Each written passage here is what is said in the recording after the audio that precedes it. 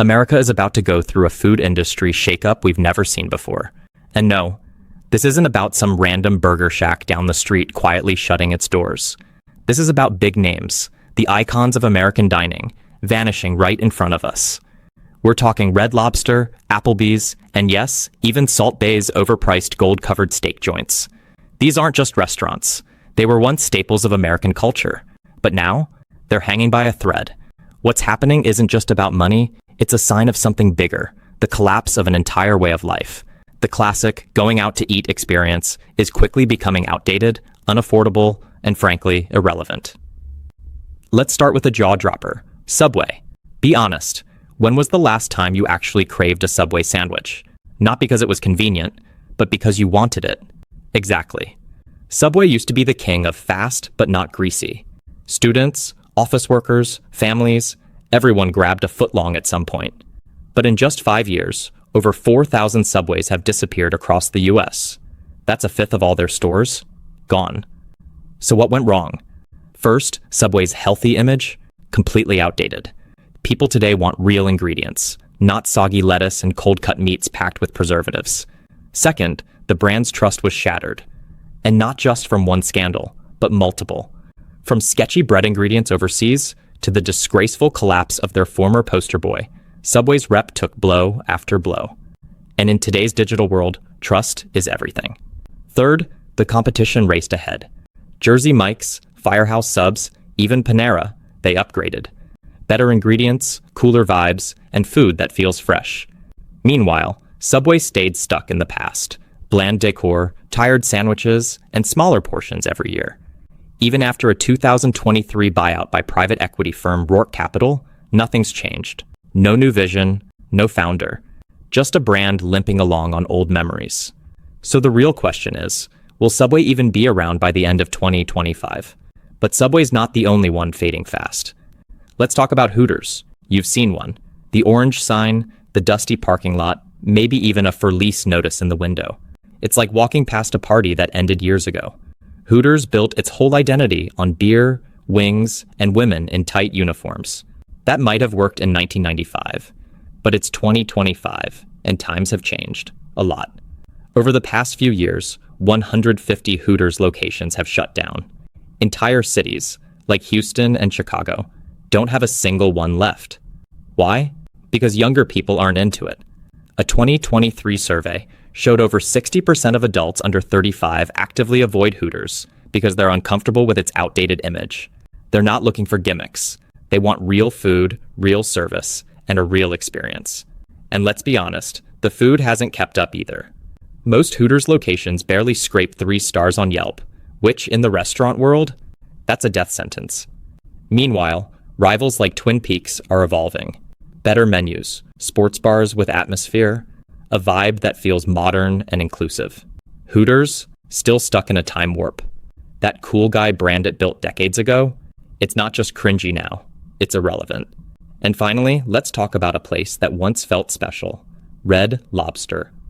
For years, Red Lobster wasn't just a seafood joint, it was a destination for birthdays, anniversaries, and Friday night splurges with family. It made middle-class diners feel fancy without breaking the bank. But now, even that warm nostalgia is fading fast. For so many families, Red Lobster wasn't just a seafood restaurant, it was a reward. A place to celebrate getting that promotion, an anniversary dinner, or just making it through a tough week. It felt special, without being out of reach. But today, Red Lobster is in survival mode. And what's happening here is more than just a bad business quarter. It's a painful sign of how middle-class comfort is slowly disappearing. According to their parent company, Thai Union Group, Red Lobster lost over $33 million in just the first 3 months of 2024. That's not a bump in the road, that's a financial tailspin. And to try to save themselves, they're planning to shut down hundreds of locations. So how did we get here? For starters, seafood costs have exploded. Lobster and crab, once Red Lobster's claim to fame, have become luxury items. Add rising wages, brutal inflation, and insane rent prices, and suddenly their endless shrimp deal is less of a promotion and more of a financial nightmare. But here's what really hurts. People just aren't showing up anymore. A 2023 survey showed Red Lobster lost over 30% of its loyal customers compared to pre-pandemic times. Not because people suddenly stopped liking shrimp, but because they can't afford to dine out like they used to. A simple dinner out now feels like a splurge most families just can't justify. Just can't justify. Drive through any suburb in America and you'll see it. Red Lobsters that once buzzed with date nights and birthday songs now sit half empty, hidden in dying strip malls. The lights are still on, but the heart is gone. And those for lease signs? They're showing up faster than the shrimp refills ever did. This isn't just the fall of a seafood chain. This is the erosion of something bigger. A simple luxury that used to give everyday people a taste of celebration without breaking the bank. If Red Lobster disappears in 2025, which many insiders say is very likely, it's not just about cheddar biscuits. It's about losing a piece of what once made treating yourself feel possible. And it doesn't stop there. Let's talk about Applebee's, the chain that once defined the phrase neighborhood bar and grill. Remember those nights? Cozy booths, Bourbon Street steaks, maybe a few too many Long Island iced teas, and your whole friend group packed into one big table. It wasn't high-end, but it felt familiar, comfortable, real. Now, that warm neighborhood vibe, it's fading fast.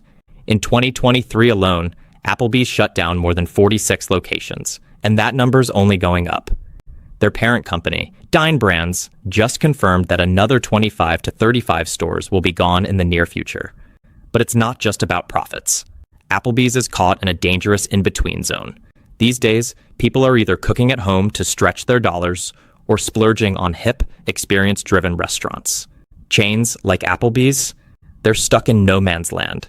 Too expensive for budget diners, too bland for foodies. Customer return rates have dropped nearly 20% since the pandemic. And guess who's still coming?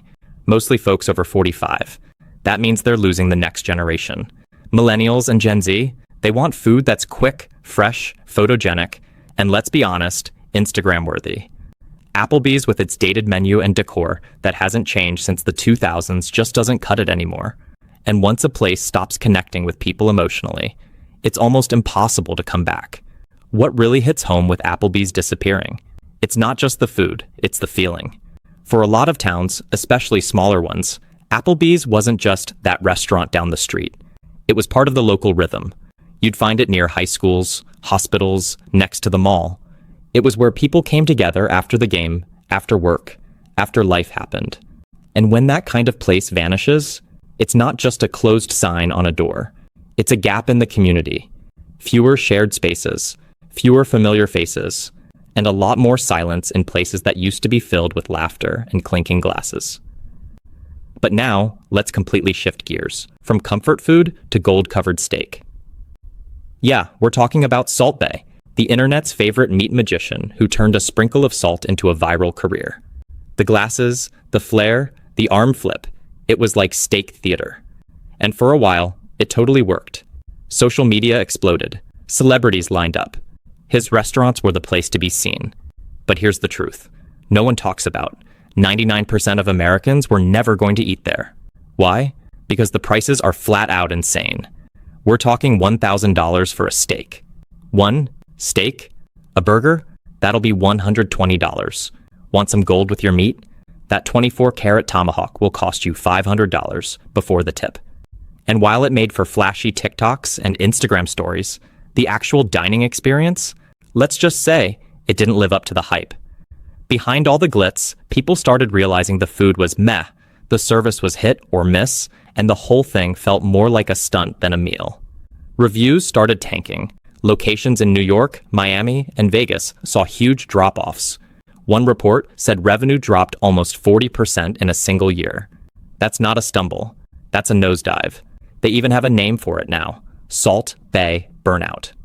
The sparkle faded, and people got tired of paying luxury prices for average plates. The spectacle no longer distracted from the emptiness underneath. And in a time when grocery prices are through the roof and people are literally skipping meals to make ends meet, watching a guy sprinkle salt on a $1,000 steak just feels tone deaf, almost insulting. What Salt Bae sold wasn't just food, it was a fantasy. A lifestyle of effortless, gold-drenched excess. But when that illusion cracked, it collapsed hard. These days, his U.S. restaurants are struggling, laying off staff, shrinking menus, and desperately trying to recapture the magic. But it's too late. In the US, the curtains are closing, the audience has left, and the show, it's pretty much over. Now, let's dive into a different kind of story. A place that didn't sell fantasy, but familiarity. A spot known for huge portions, oversized menus, and those mile-high slices of rich, creamy cheesecake. The Cheesecake Factory. For a long time, it felt like a little escape from everyday life. Whether it was a family dinner, a birthday treat, or just a reason to get out of the house, the Cheesecake Factory was the moment. But lately, that moment's getting harder to afford. A dinner for two at the Cheesecake Factory used to feel like a little splurge, something special. But now, you're easily hitting $60 before the tip, and that's making people pause. Family nights, date nights, even solo indulgence, it's all getting pushed aside. Between 2018 and 2023, foot traffic dropped over 20%, and honestly, it makes sense. Why sit through a massive menu and a long wait when you can grab a faster, cheaper, healthier meal from Panera or Chipotle? That giant menu, once a flex, is now kind of a turnoff. Over 250 items? It's not exciting anymore. It's just exhausting. Most people aren't wowed by the choices. They're overwhelmed. And let's be honest, flipping through a binder just to order dinner, not exactly a vibe. Even the atmosphere feels frozen in time.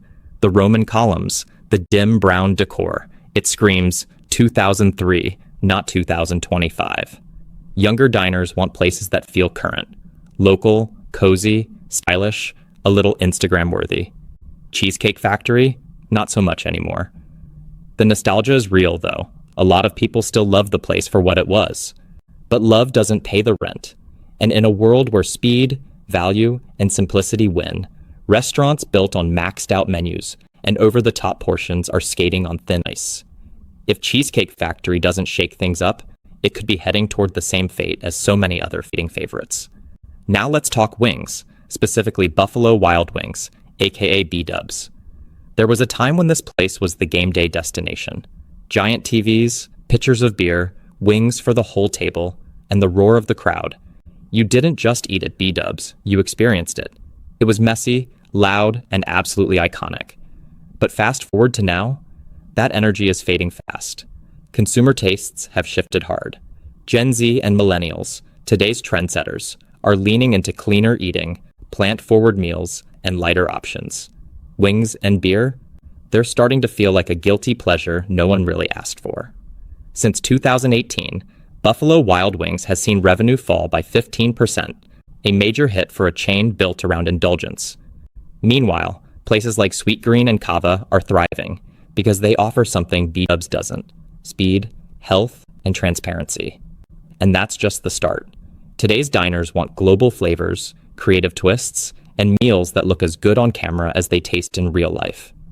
B-dubs, it still feels like it's stuck in the last decade. While other chains evolve, it's spinning its wheels.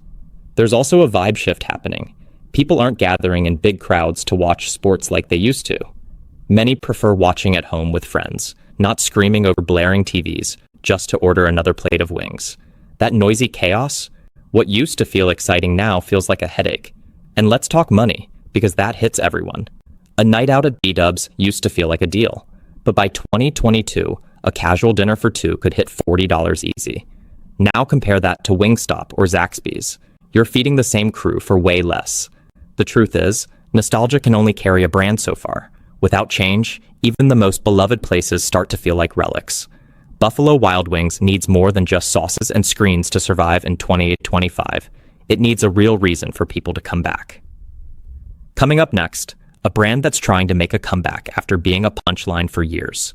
You guessed it, let's talk about Olive Garden. Why pay $40 at Buffalo Wild Wings when Wingstop or Zaxby's can feed the same crowd for half the price? In today's economy, people are watching every dollar. Inflation is hitting hard, and the loyalty to places like B-dubs is starting to fade. It's not just about tweaking the menu anymore. If Buffalo Wild Wings wants to stay relevant, it needs a complete identity reboot. Think lighter options, better deals, and an atmosphere that doesn't scream frat party. But time's running out. Food trends are evolving faster than ever, and brands that don't keep up, they disappear before they even know what hit them. Buffalo Wild Wings went from the king of game night to just another chain trying to hang on. Unless it pivots fast, it might not be in the game much longer. Now let's talk about Taco Bell, another giant slipping from the top. For years, Taco Bell owned the fast food scene. Cheap, fast, satisfying, especially after midnight. Crunchy tacos, melted burritos, and that magical combo of cheese and spice. It wasn't just food, it was a vibe. But now, that vibe's starting to feel a little stale. Because here's the thing, people want more than cheap now. They want clean. Millennials and Gen Z, the very people who once lived for those late-night Taco Bell runs, are now leaning into health. Plant-based, macro-friendly, real ingredients. That's the new fast food dream. And Taco Bell? It's falling behind. In 2023, Taco Bell's revenue barely nudged up by 3%. Meanwhile, Chipotle and Chick-fil-A, they were soaring, raking in double-digit growth. The message is clear. Fresh, high quality, and customizable is winning. Fast food doesn't have to mean greasy anymore, and Taco Bell's late attempts at veggie bowls and plant-based options feel more like a marketing test than a serious shift.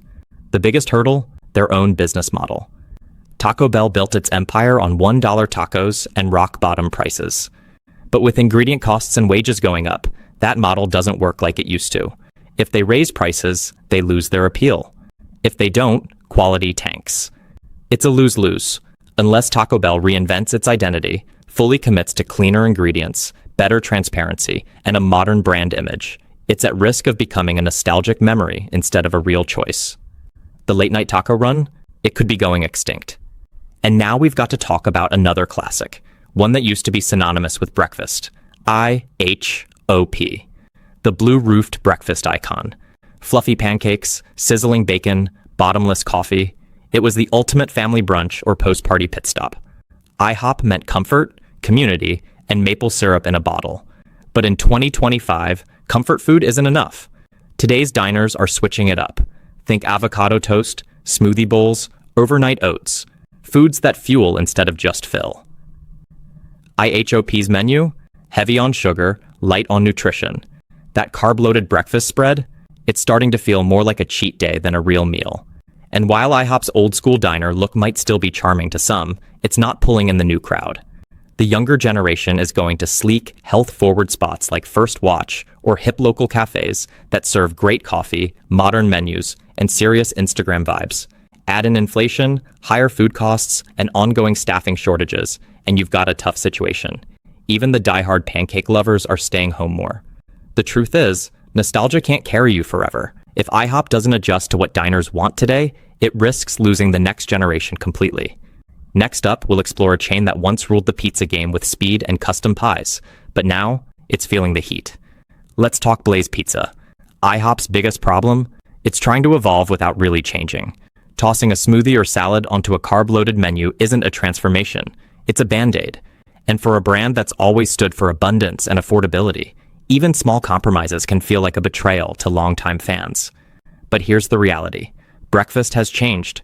People are scanning menus, not just for what tastes good, but for what feels good. They're watching sugar, counting calories, and opting for plant-based and protein-packed options. And it's hurting IHOP where it counts. A recent report shows that pancake sales, yes, their bread and butter, have dropped 44% in just 5 years. IHOP is stuck in a full-service model too. Big buildings, bigger menus, and even bigger costs. Compare that to trendy new spots like First Watch or Eggs Up Grill. Smaller footprint, fresher food, lower overhead. They're not just serving breakfast, they're selling wellness, and people are buying it. IHOP's 3.6% revenue drop in 2023. That's not a dip, that's a warning. If they don't reinvent themselves from the ground up, they're headed for the history books, not the brunch line. And now, let's talk about a chain that once made Friday nights something to look forward to. TGIT Fridays. Remember the energy?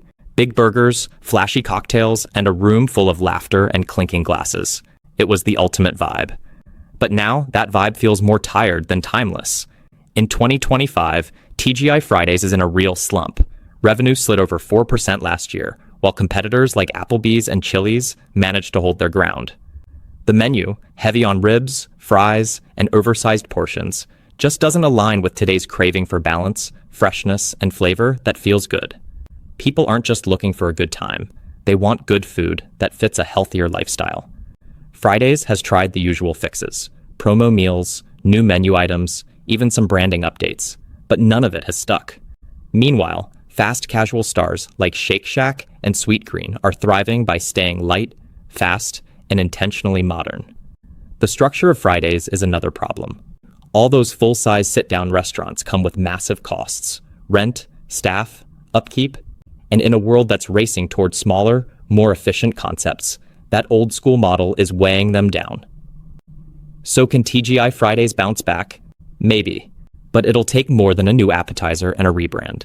It needs a full overhaul, smarter menus, fresher ingredients, and a vibe that speaks to this generation, not the last. And honestly, that's the story across the board. Whether it's IHOP, Taco Bell, Buffalo Wild Wings, or TGI Fridays, change is no longer optional. The restaurant world is moving fast. Tastes are evolving. Expectations are sky high, and only the bold will survive. So here's the question: can these iconic chains turn it around and win back the crowd? Or are they slowly fading into nostalgia while the world moves on? Let me know your thoughts in the comments. Smash that like button if this gave you something to chew on. And don't forget to subscribe for more deep dives into the brands we grew up with and where they're heading next. Thanks for watching, and I'll catch you in the next one.